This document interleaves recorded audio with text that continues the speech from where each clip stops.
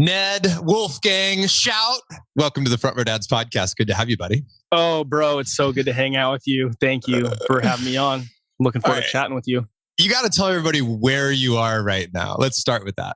Yeah, so right now I'm sitting in my camper van on the big island of Hawaii, and my camper van is my office, not where I live. And I saw this picture of it right next to the ocean, and I just thought to myself, man, Ned is living his best life. And you're living it not just by yourself, man, which is why you're on the Front Row Dads podcast. You've got a great crew at home. Tell us about the Schaut family. Yeah, man. So I have the most amazing wife, Sarah. We have been married. We're working on our 18th year of marriage. So married when I turned 21 years old. So turned 21 and 6 days later. You pretty much knew everything about life. You had it all figured out. I regularly wonder why nobody pulled me aside and said, dude, what are you doing? Wait, but nobody did. So so we've been married almost 18 years. On our 1 year anniversary, I thought she was giving me a watch, and I'm not really a watch guy, but she hands me this box and I'm like, okay, be excited for whatever's inside there. And I open it up and it was a thermometer. I'm like, why the hell is she giving me a thermometer? You know, I'm 22, not a thermometer, a pregnancy test. And I was not ready for that at all. So that was the start of we're having children. And so 22, we had Brooklyn at 23. And then we were smart planners, had Violet. And then when Violet was 4 months old, it was hey, whoops, I'm pregnant. And I went to the ultrasound with her. And the lady says, there's one heartbeat and and before she can say a second heartbeat, I looked at Sarah and we both just started laughing like, oh shit. Oh my gosh. So we call that the dark year. We had 4 kids under 4, 3 girls and a boy. And then we thought, you know what? Our son needs a brother, so we should have another one. And let's have one more kid. And we had a 4th girl, and that's Stella. So, so now their ages 9, 2 12-year-olds, almost 13, a 13-year-old, almost 14, and then Brooklyn, my oldest, is 16. Wow, man. That's the crew, man. That is it. Well, I think when I get a chance to witness your world, not only from afar, from Austin, Texas, to all the photos, the videos that you're living out your life in Hawaii, but when we get together in person and I get to hear about it, and I get to also hear about it through other Front Row Dads that know you and are witness to your journey, it's really inspiring, man. One of the questions that I always have is, how do you pull it off?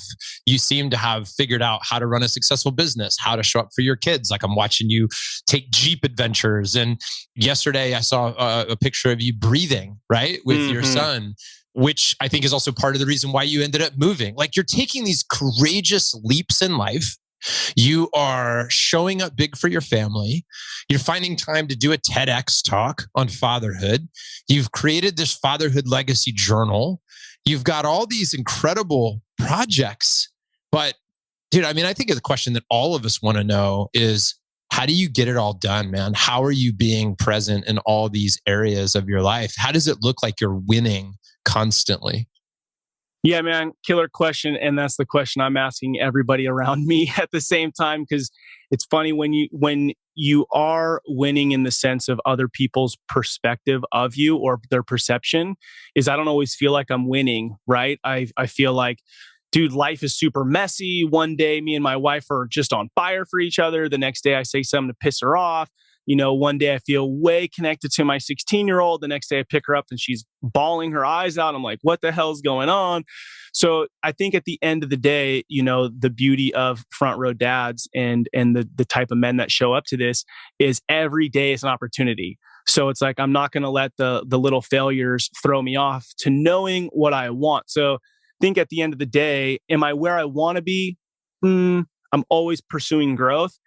But I have joy in the day, and then I'm willing to pause and reflect. So I would say at the end of it, it's like pause and reflect, and then course correct, and then say no to a lot of stuff, right? So figure out what's most important to me, and then just pursue that. But day after day after day after day after day after day after day, right? Yeah. It's like a relentless journey, knowing what your priorities are. Do you know, a question I've been struggling with a lot lately, and literally today, struggling with this today, is how do I source approval from within? And I've noticed that, yeah, like this week, I got into a huge fight with Tatiana, just like, and we're still not okay right now as I record this show. But I recognize that one of the things that I'm doing is I'm putting so much my sense of I need we all need approval, control, security. Every one of us. We're human. You need approval, control, security. And question is, where are you sourcing that from? And I tend to source a lot of that from Tatiana. So if I don't do something great, I feel it hard. Like if I don't deliver on her birthday, I feel it hard. If I disappoint her, I feel it so hard. And I know that intellectually, like I could make it my business. That's her business. If she has a negative reaction, it's not necessarily me. It's her thing that she's going through. It's her blueprint, her reality, her rules, her beliefs. It doesn't have to mean that I'm a bad human, or, you know what I mean? I'm not a valuable husband. But dude, I really have a problem with this. Like I have a challenge sourcing that from within, like feeling like I'm okay, like I'm enough, like I can approve of myself, like I'm, I can accept myself for who I am and my faults. Like I'm really tough on myself and really have a hard time acknowledging myself. Do you have the same thing? I'm just curious. Oh, dude, 100%. And I think so. I'm 38 and I am really facing this now. And realizing that drive to want approval from people around me, I think has got me where I am today. So it's like, how many sales did Ned make? And how hard did Ned work? And when people say, oh my gosh, how did you get a TEDx done? Or how did you write this book? And it's like, well, I did it at 4 a.m. And they're like, oh, you're crazy. And I've gotten a lot of, like even saying it, I get a lot of like attaboys or feeling rad just because most people don't choose to get up at 4 if they have like a goal, right? They just have like an idea. But I've realized I've capped out on that. And that, I would say, Front Row Dads has helped me tremendously, being around a group of men, because that's really helped me go, wait a second, everybody's a regular ass dude trying to grow. But I think that personally, the looking for the value from my wife, from my kids, from my business, from whatever, seeking the value there I'm capped. I'm like as far as I can go in life. And because that feels mostly ego driven. And so I feel like this next stage, this next version of Ned is to find the value in knowing, for me, it's a child of God. And what does that mean? And for a lot of years, it meant even making him proud. But I think being a dad of my son really helps me go, I love this kid no matter what. He matters no matter what he does.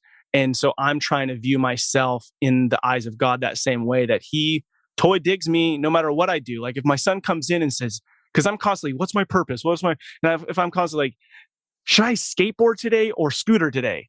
I tell my kid like, dude, I don't care, bro. I go do what makes you stoked. And so I'm trying to live in that space now and be less attached. And dude, the 4 Agreements, okay, that book, I just finished reading that. That's helping me a ton.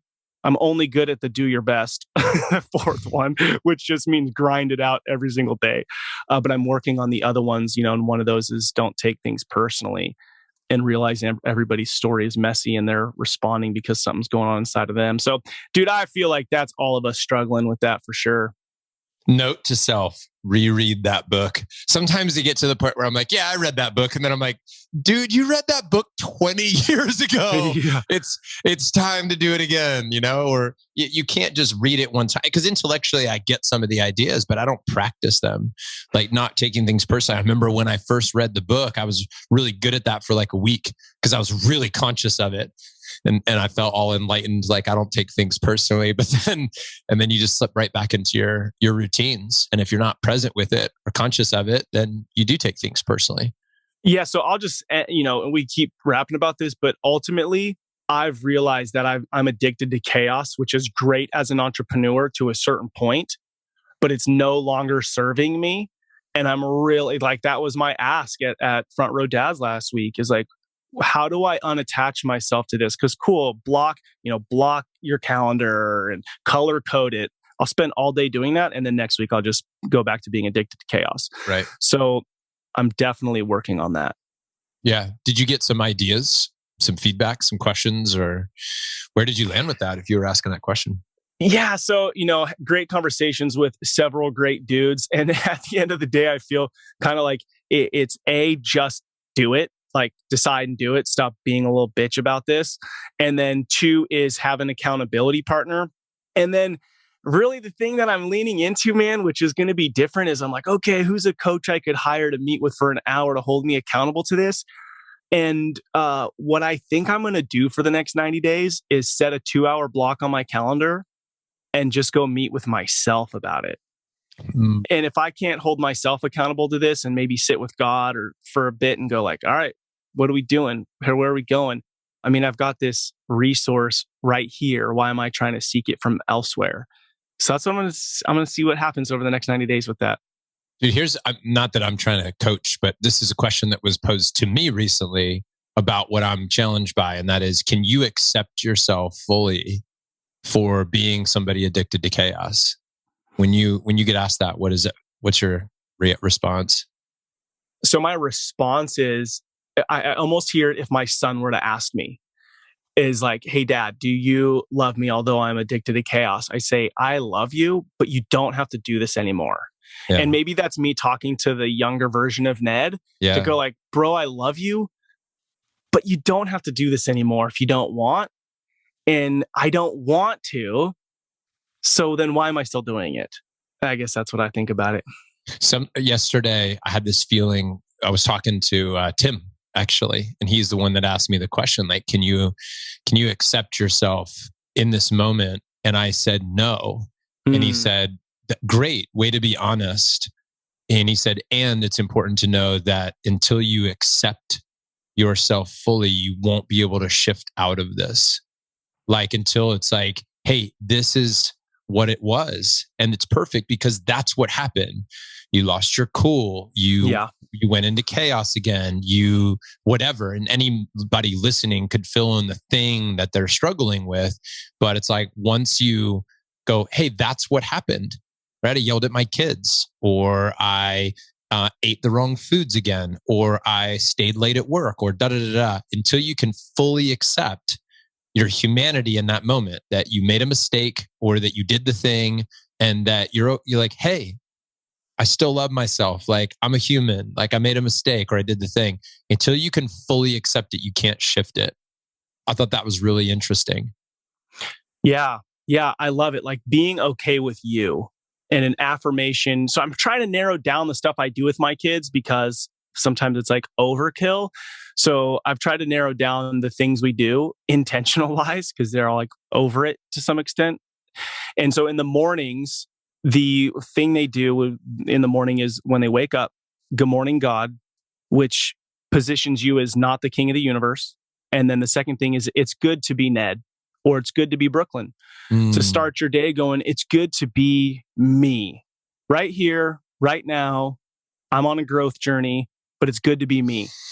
So those are the two things that I'm really working with myself, right? This is Ned with my kids, and they see me on the same journey of growth. And that's my hope, is that they just love to learn and love to grow. And that's like the conclusion I'm coming to about my purpose in life, is just to continuously pursue the best version of Ned. That's just my purpose. And my hope is that as I do that, that's kind of the gift to the world, is that I'm authentic and vulnerable and raw and messy, and it's out there for everybody. Is it easier to love yourself in Hawaii? When you're surrounded by beauty constantly? And yeah, maybe. I rolled out of bed this morning and made a cup of coffee and board shorts and a t-shirt and just walked down and looked at the beach for a minute.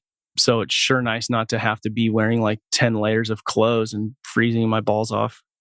Yeah. Dude, is your family as stoked to be in Hawaii as you are?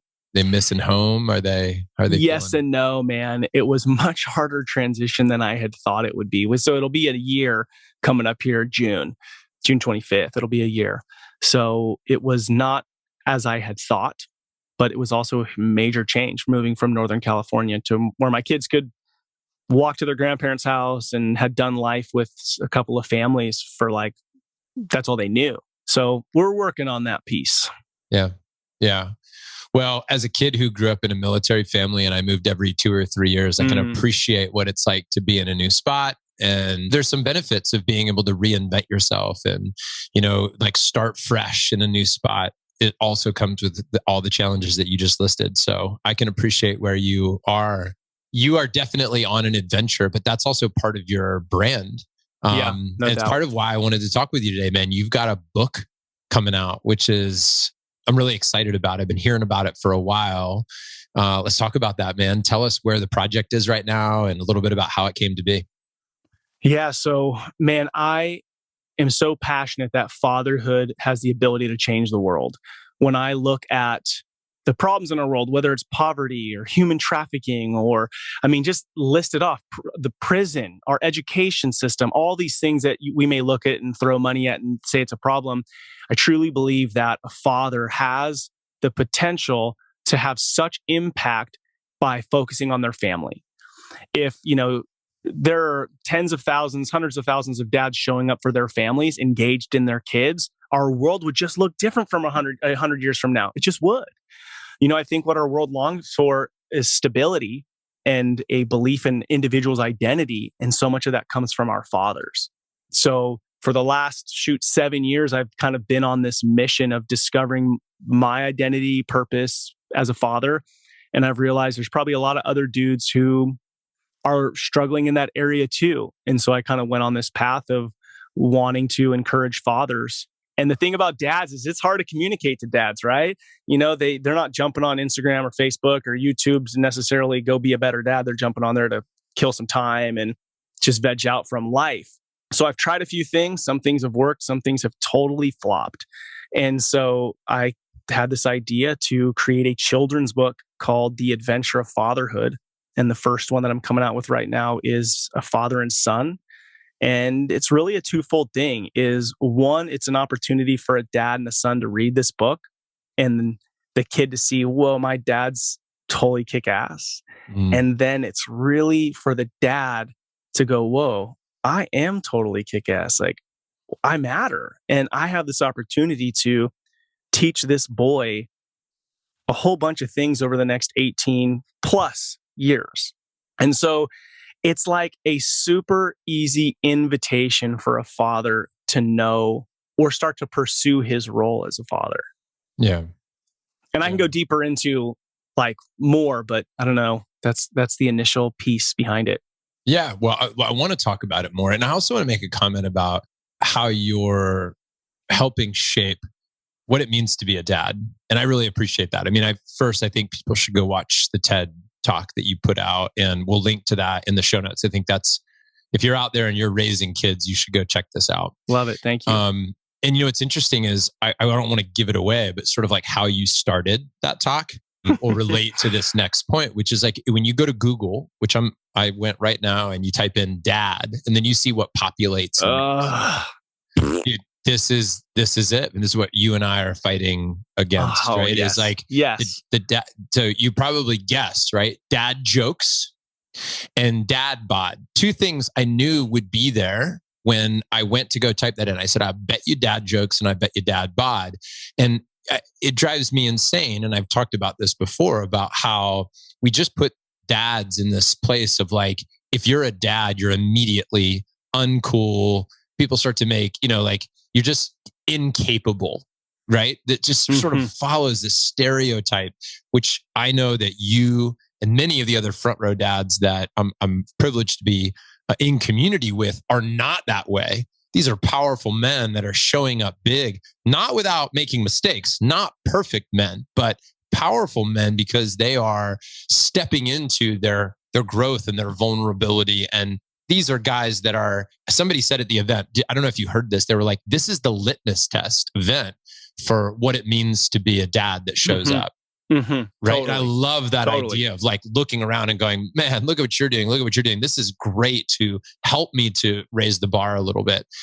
But what else could potentially follow that word in Google, is what I've been sitting with lately. What do I hope that 100 years from now, based on your book, your work with Rebel and Create, your TED Talk, all these things, what might shift in our society where people go to search for something under fatherhood? Like, what if the word wisdom showed up? dad wisdom? What if there was, how many men out there are raising children that aren't searching for dad wisdom or dad community, right? Dad insights, right? Dad strategies. I don't know, anything. It's like that shows the growth of a man, right?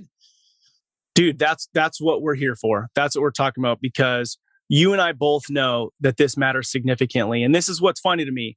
So we'll make jokes about fatherhood, and we got television makes jokes about dads. And to some level, like, some of it's funny. But if you were to ask anybody listening to this podcast, tell me about your dad. I don't care if you're 30 or 60, you have something to say about your dad. Either, oh man, my dad was so there for me and he did these amazing trips. Like, you jump into this, wow, something deep in my soul has a feeling and an opinion on how my dad showed up. Or if my dad didn't show up for me, huge impact on your life. So if you're to ask any human being about their father, there is something that they have to say, good or bad. It affected you. And we all know that to be true. But then our day-to-day actions in our world acts like fatherhood doesn't matter. And that's just not true. And I don't know why we're going down this path of fatherhood's just a big joke. It doesn't matter. Now, I'll admit that to some level, there are seasons where dads don't show up. And part of that, and that's why, the fatherhood stuff is important, and this kids book really came about, is I believe that fathers are not invited into their role. And so you take a young dad and he hears the words, "You're going to be a dad." And either that comes with this excitement, but still insecurity, or it comes with, oh my gosh, I have no foundation for understanding this, and even deeper insecurity. But my overall feeling is that when most dudes hear this, there isn't this, I'm ready for this, I'm going to crush this. It seems rare. And part of that is nobody's inviting that dude in. And for a woman, tons of rite of passage, like, I have a human growing in my body for 9 months. Freaking gnarly, right? I'm going to push this human out of my own body. It's totally barbaric and wild. And kudos to our moms who are awesome. Then they feed the baby from their body. And then what I kind of see is that then mom tends to make decisions for the baby. Do we use these kind of diapers? Do we use formula? Do we breastfeed? And then it goes on to preschool, kindergarten, going to the school, whatever you might have, teacher conferences. And then for the most part, I feel like the dad never knew when to step in because nobody invited him in to say, dude, you got what it takes. Bro, you were made for this just as much as a mom. It's just the truth. We are just equal in this. And so I think dudes need to know that, and then they need to fight for that, and then not be little babies when their wife's like, oh, don't hold it like that, or oh, don't change it like that, or whatever. Just be like, okay, how can I show up for this? And not just be like, okay, well, I don't change diapers, or okay, and feel like you don't have a say because you do. Now, innately, last thought is innately, we all know we're provider and protector, but it's a struggle. What does that look like in our modern world? And so I think that to understand that, you need other dads to invite you in and show them the way and be a guide. If I hand you, and that's how the children's book came about, if I hand you a new dad, 12 steps to being a great dad, you're probably not going to read it. I mean, I think more dudes are doing that, but this children's book, my hope is that it can turn into a gift for a new dad. And it's a very easy, let me flip through this and go, whoa, wait a second. I matter big time. And that is a spark to set them on a journey to go find front row dads or whatever other things are out there. And I hope a bunch of more communities start up because, dude, in America alone, there's 10,000 babies born a day. That's a lot of babies. That's a lot of new dads. And if we can help encourage them to go on a path of what does it mean to be a dad for my kids, the world would look different. Did you write it thinking that this would be bought for new dads and gifted, or that new dads would buy it themselves? Like, who do you think is going to be your target audience? My target audience, I think, is moms buying it for their husband's friends. So my hope is that it is in a new dad box that somebody could go purchase. And because I make these boxes called Adventure of Fatherhood, and I've put my journal in them, which is just too much for a new dad. But even with that, I'll put a little pair of baby Vans and maybe a matching pair of Vans for the dad, or a whiskey or cigars. Like, I make just cool boxes for my friends of friends and send them to them. And I have dudes write me notes like, this is the only gift I got. And it was way appreciated. So overall, my intention is that a new dad would get this book and that this would become a legacy piece that they read with their son. And then I'm 50% done with the father-daughter one, which is different. So how it kind of goes is, dude on an adventure meets a girl. They want to have a baby. And then he adds a sidecar to his motorcycle. So he's not this wild dude out in the desert riding his motorcycle anymore. He adds a sidecar knowing my life isn't over. A new chapter, a new adventure is going to start. Kid gets big enough to go out with dad, and then it turns into 10 affirmations of the dad reading, I will show you, I will teach you. And then just really rad imagery of I took a picture, for example, of when my son was 6 and I was teaching him how to drop in a mini ramp on a skateboard. And I'm standing there and it's like, I'll teach you how to believe in yourself. And so it's this idea that the dad gets to see who he is through reading this children's book with their kid. And so my hope is, when you go to read a book with your 3-4-year-old, this is the one that you want to pull off the shelf and read. And you're able to tell your own story when it comes to the part where the dad meets the mom and the kid goes, how did you meet mom? And my hope is that these stories come from this book that create a relationship or a bond between who the father is and what he is about to impart on this child the next 18 plus years. Fellas, I want to take a minute and share something personal with you. A few years ago, at the high point of my professional career, I felt like I was really struggling at home, and I knew I could be doing so much better in my marriage and as a father to my 2 boys. So I invited 30 guys to get together and talk about how we could win at home. And today, the Brotherhood has grown, and it consists of 200 guys from 10 different countries. And recently, we decided to define our core values. What made this community so unique? Why was it growing so quickly and with such great guys? And how do we want to show up for each other going forward? What type of people would we want to have join us? And this is what we came up with. Our core value number 1 is what we call 5 whys. And this is about authentic curiosity. And here's what it reads. We are humble, lifelong learners searching for level 10 success within each of our 6 pillars. We ask big questions, and we're vulnerable when big questions are asked of us. No bullshit, no posturing, just a deep willingness to be better. We are grounded in our mission to be family men with businesses, not businessmen with families. We are hungry for wisdom that allows us to connect more deeply. We are conscious of our egos and choose to rise above them. Suspending judgment, we want to see things from a new perspective, aware of our blind spots, facing fears. We see failure as feedback. We choose growth. Value number 2, we call this one lead domino. This is about intentional execution. We take massive action. We believe in deliberate participation with full presence.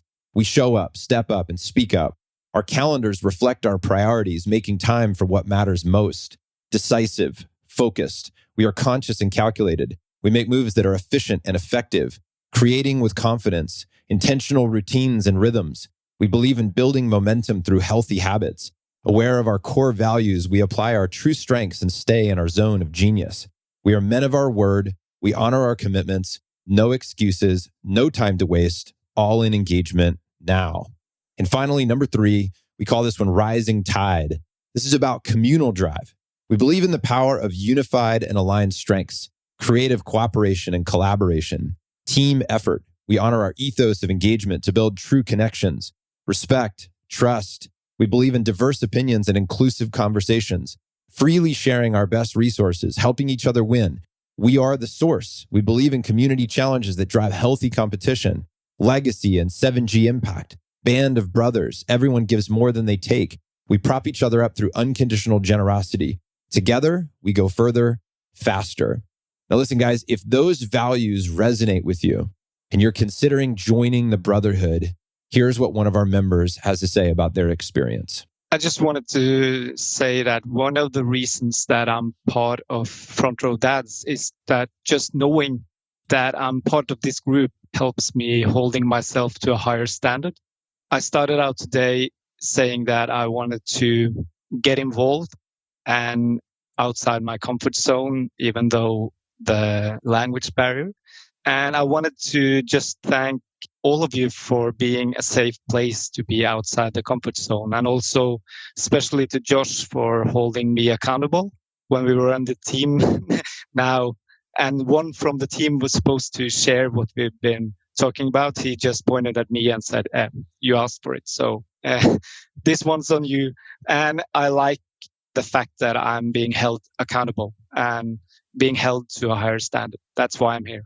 Look, man, the time is now to pour into your family. No matter how great you are at fatherhood, marriage, or juggling your work and your personal life calendar, we can help you be better. And if you're ready to take the next step, go to frontrowdads.com and click Join the Brotherhood. Man, I love that you're doing this, Ned. It's such a unique thing. And you're the right guy for it. Like, thanks, man. People could see you, dude. It's like, yeah, you're the perfect guy in every way to do this project. I mean, it's totally aligned with everything I know about you and your soul.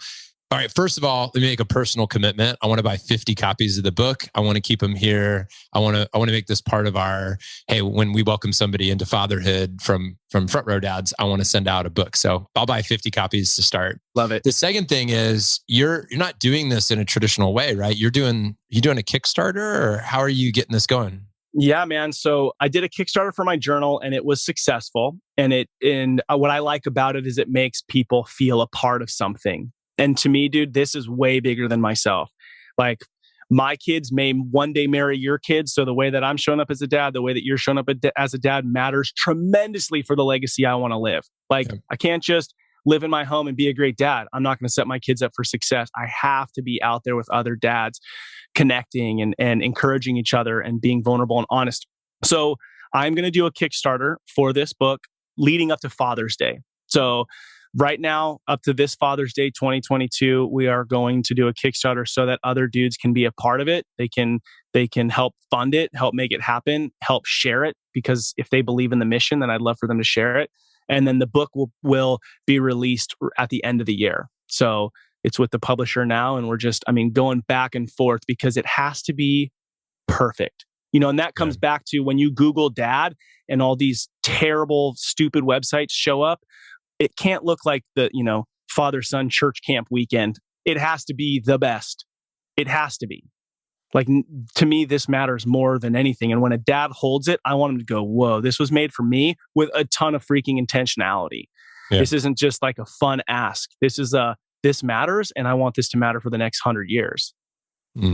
Guys, I want to encourage you, go buy 10 copies. I rarely say this is how many you should buy, but buy 10 or buy 100. I don't care. Buy 1,000, but buy 10.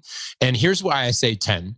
I think 10. I didn't ask you this, by the way, so you may, I don't know if you'll agree with my assessment here, but I want you to go with the intention of buying 10 copies. I don't even know what the book costs, but it's going to be a couple $100, whatever, right? And you spend a couple $100. First of all, a vote for fatherhood. Like, dude, vote with your dollars. Like, think about how you go out to dinner and you drop $200 and it's over in an hour, right? But this is $200 that would support a project that is going to make a big difference in the world. So if you like what you're hearing here about Ned and the mission, then support the mission.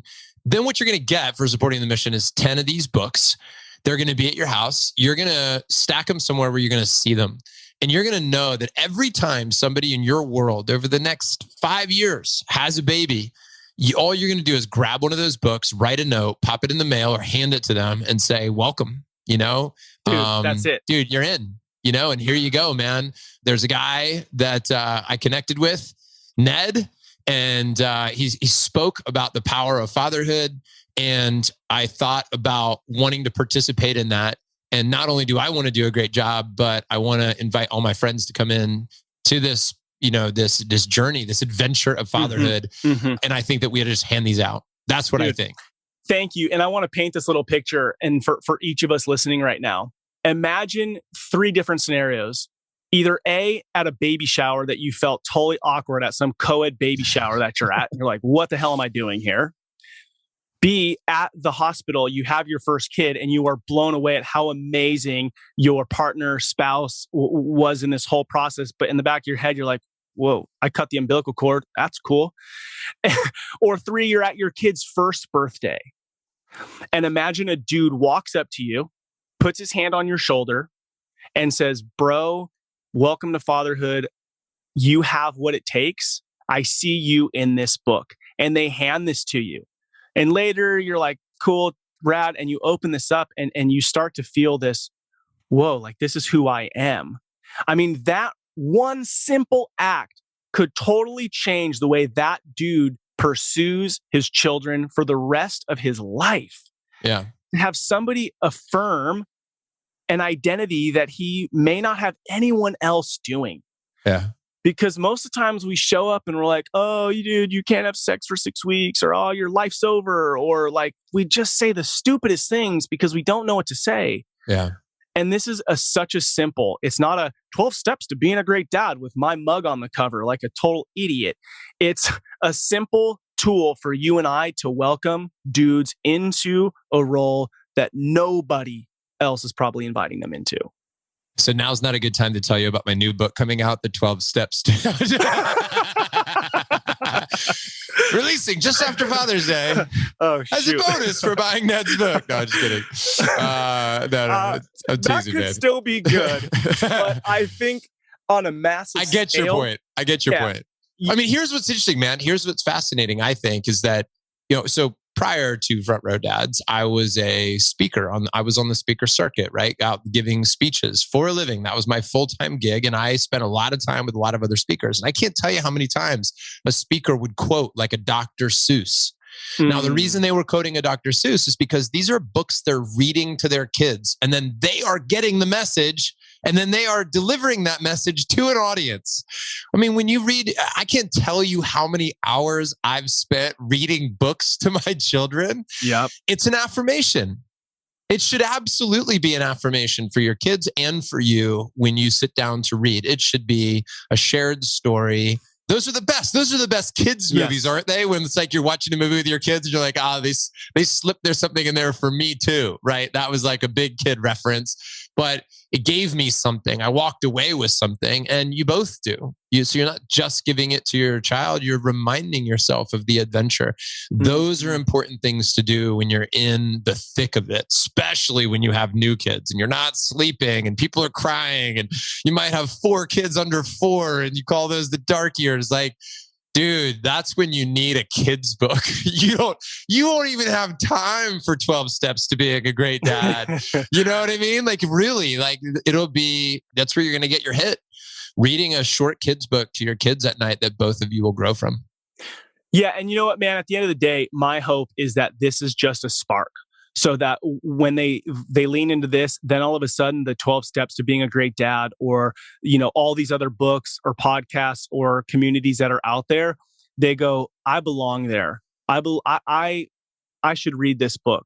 Not in a should, but I'm working on me to show up for this. Like all of a sudden I know that I matter because So at the end of the day, I think every man wants to feel needed, valued, respected, loved, and know that they're leaving a mark on this earth. I think to our core, that is just so true about each of us. And many of us look for that in our job or a hobby or a relationship.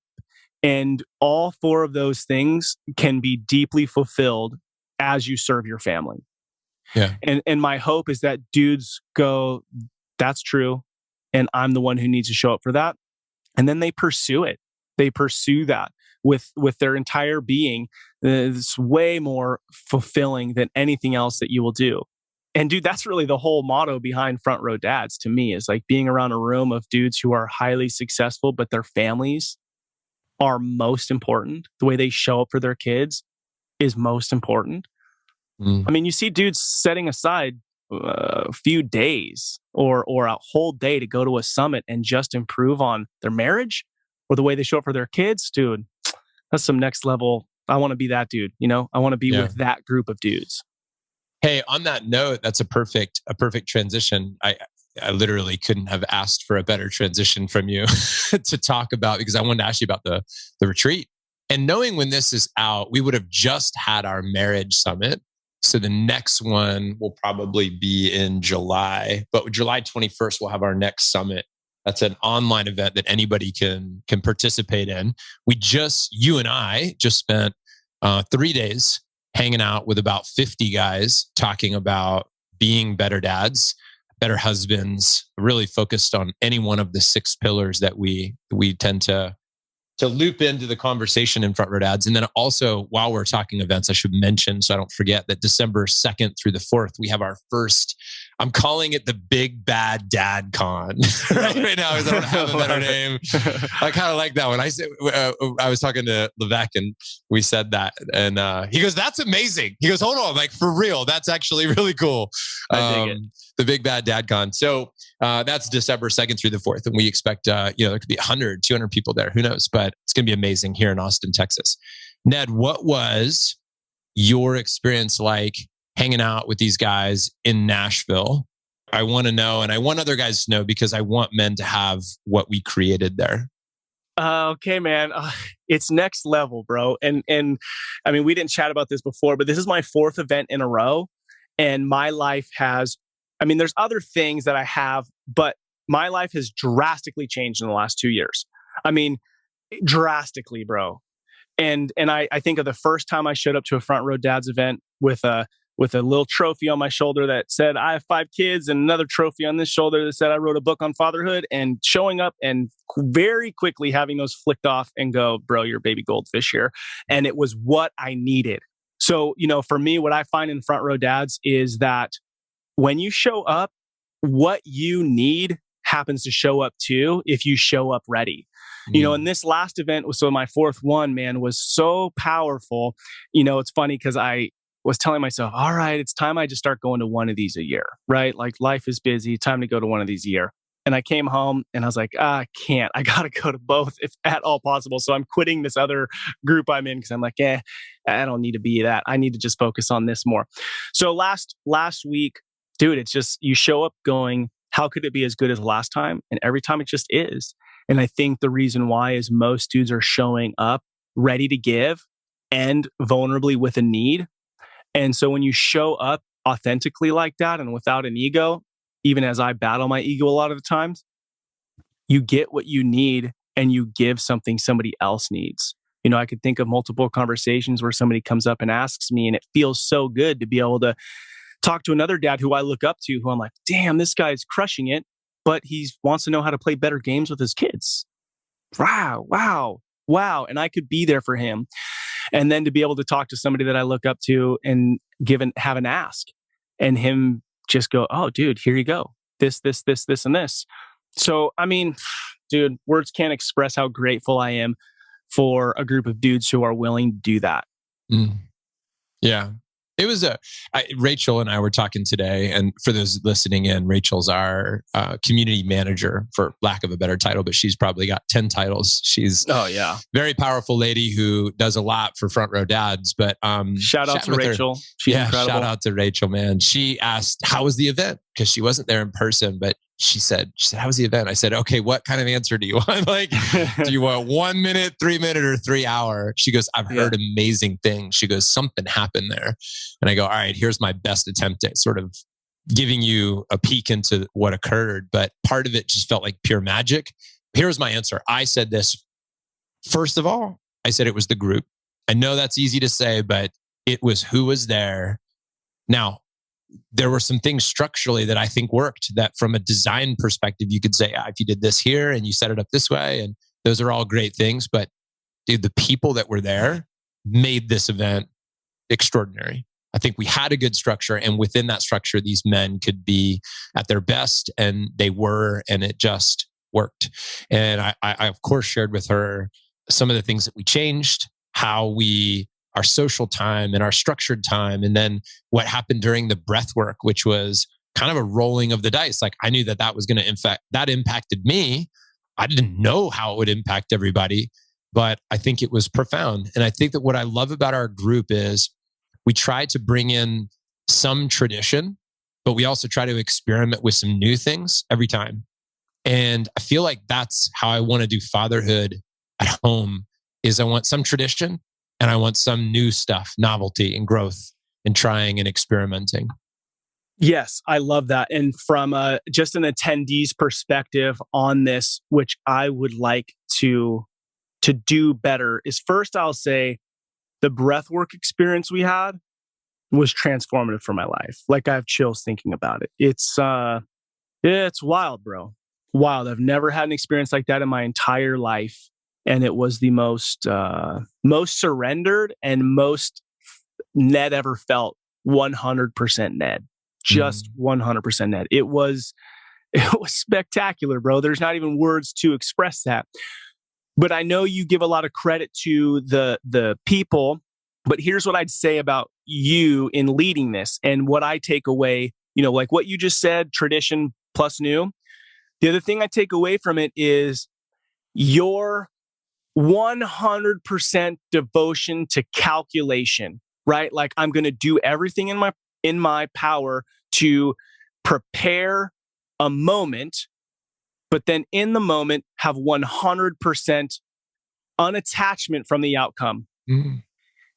And dude, that's where the magic happens, bro. And if I could show up like that, a lot of times I show up with, I calculated it all, and then I just control the whole damn thing, whether it be an outing with my family or an event with people or whatever, because I'm trying to get to this point, versus realizing that there's great people around us, right? And it's in those moments where you let people just show up that it just, boom, it just happens. And it won't happen every time, but the more unattached you are, the more it will happen. So dude, that's what I 100% appreciate about the way I see a Front Row Dads event unfold. And to me, that's because Jon Vroman doesn't need anybody to say, hey bro, great event.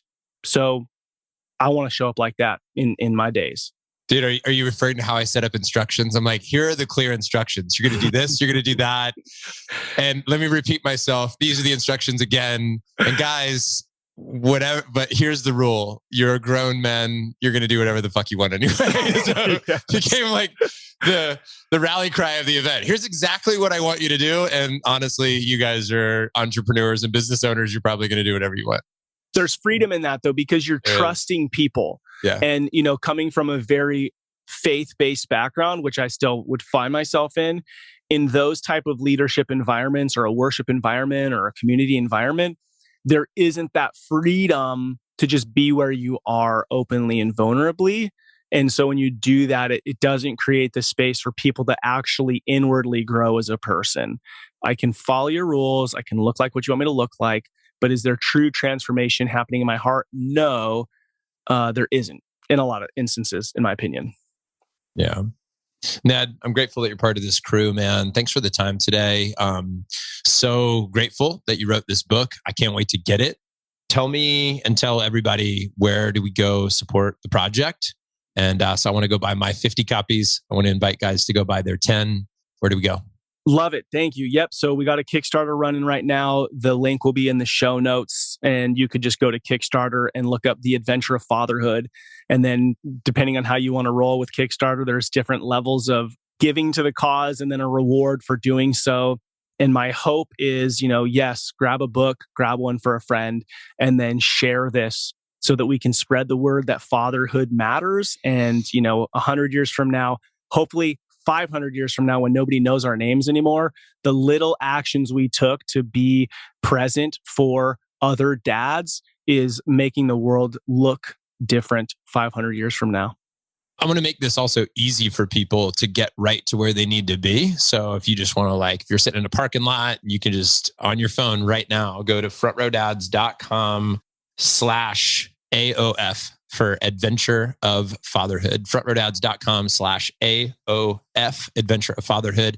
Then that'll link you directly to Ned's page here, where you'll find, we'll make it front and center. We'll make it easy to find the link to the Kickstarter campaign, so you can buy the books, support fatherhood overall, and then have an inventory of gifts that you can give to men to welcome them into fatherhood, to initiate them into this incredible club. Ned, anything else you want to say, man?